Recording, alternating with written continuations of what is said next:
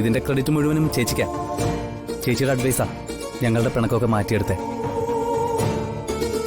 അതിന്റെ സന്തോഷത്തില് ചേച്ചിക്കൊരു ഇത്തിരി മധുരം. ദേ ചേച്ചി സ്വീറ്റ്സ് എടുത്തേ. എടുക്ക് ചേച്ചി.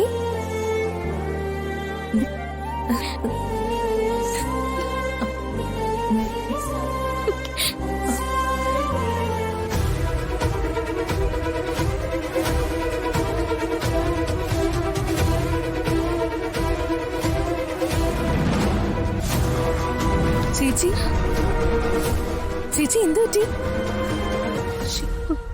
ചേച്ചി എന്താ പറ്റിയത്? കാര്യം പറ ചേച്ചി. എന്താ പ്രശ്നം? ചേച്ചി എന്താണെന്നൊന്ന് പറയൂ ചേച്ചി. എന്താ സംഭവിച്ചത്?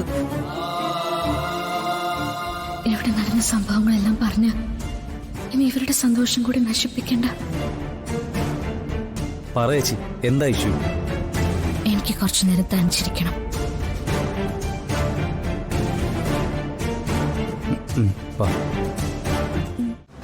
ആ, നീ ഇവിടെ എത്തിയോ?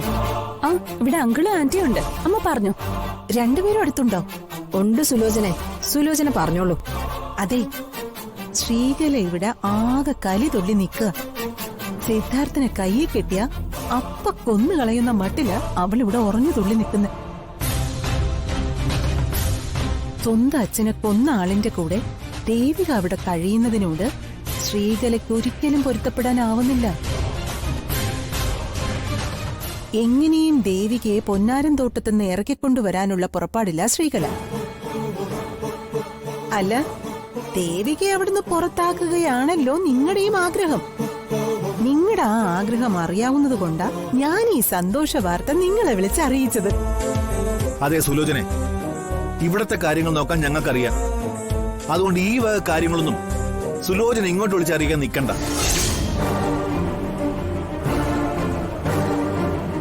പറഞ്ഞത് മനസ്സിലായല്ലോ. ഇവിടത്തെ വിഷയങ്ങളിൽ സുലോചന ഇടപെടണ്ടെന്ന്.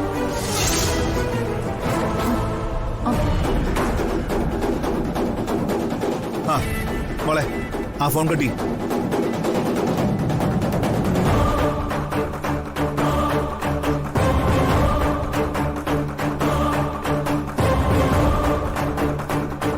അതെ അങ്കിളെ, ഞാൻ ചോദിക്കുന്നോണ്ട് അങ്കിളിന് വിഷമമൊന്നും തോന്നരുത്. എന്റെ അമ്മ ഒരു ഉപകാരം ചെയ്യാനല്ലേ ശ്രമിച്ചത്. അതിനെന്തിനാ അമ്മ ശാസിക്കുന്നേ? കാര്യമുണ്ട് മോളെ. ഇത്തരം വിഷയങ്ങൾ കൂടുതൽ പേർ കൈകാര്യം ചെയ്താൽ അതെല്ലാം കുളവും. അതൊഴിവാക്കാനാ ഞാൻ സുലോചനോട് ഇങ്ങനെ പെരുമാറിയത്. അല്ലാതെ എനിക്ക് സുലോചനയോടോ മോളോടോ യാതൊരു വിരോധവും ഇല്ല. ആ, അത് മോള് മനസ്സിലാക്കണം. അത് മാത്രമല്ല, മോള് അമ്മയെ പറഞ്ഞ് മനസ്സിലാക്കുകയും വേണം കേട്ടോ.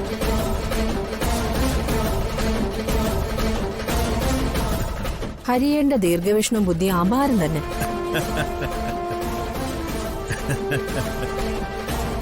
ഇപ്പൊ മനസ്സിലായില്ലേ മോളെ?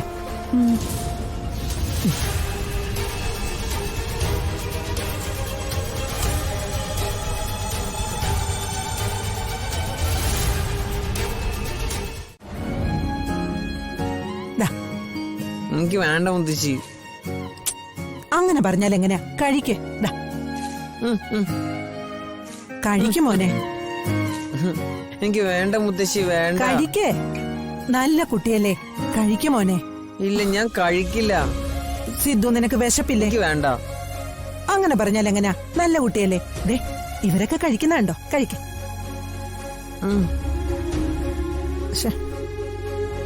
ദേവി ചേച്ചി എവിടെ പോയി? ഇന്നും ചേച്ചിയാണല്ലോ സിദ്ധുവേട്ടന് ആഹാരം കൊടുക്കുന്നത്. ഇന്നെന്ത് പറ്റി? ചേച്ചി ആഹാരം കൊടുക്കാത്തതുകൊണ്ടായിരിക്കും സിദ്ധുവേട്ടൻ കഴിക്കാത്തത്. ദാ മോനെ, കഴിച്ചോ. നല്ല കുട്ടിയല്ലേ, കഴിക്കടാ. വേണ്ട വേണ്ട. ജാനകി, കഴിക്ക. വേണ്ട ജാനകി. എന്താമ്മേ?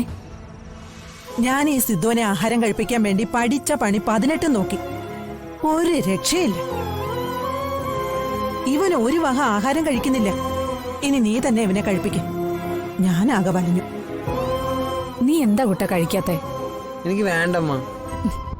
അതെന്താ മോന് വേണ്ടാത്തേ? എനിക്ക് എന്റെ മാലാക വാരി തരണം, എന്നാലേ ഞാൻ കഴിക്കൂ.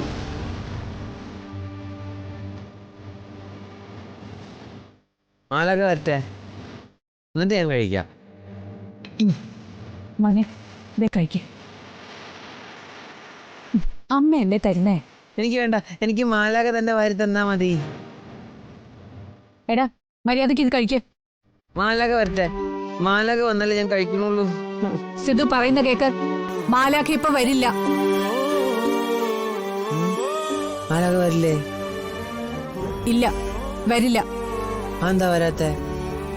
അതെ, മാലാഖ വരണമെങ്കിൽ മോനി ആഹാരം മുഴുവൻ കഴിക്കണം. ഇല്ലെങ്കിൽ മാലാഖ വരില്ല. മോനോട് മിണ്ടുകയില്ല. ആഹാരം കഴിച്ചില്ലെങ്കിൽ മാലാക വരില്ലേ? ഇല്ല. അപ്പൊ ആഹാരം കഴിച്ചില്ലെങ്കിൽ എന്നോട് മിണ്ടൂല്ലേ? ഇല്ല. എന്നാ അമ്മ വാരി തന്നോ, ഞാൻ കഴിക്കാം. ആ അങ്ങനെ വഴിക്ക് വാ. ആ വാ തുറന്നേ.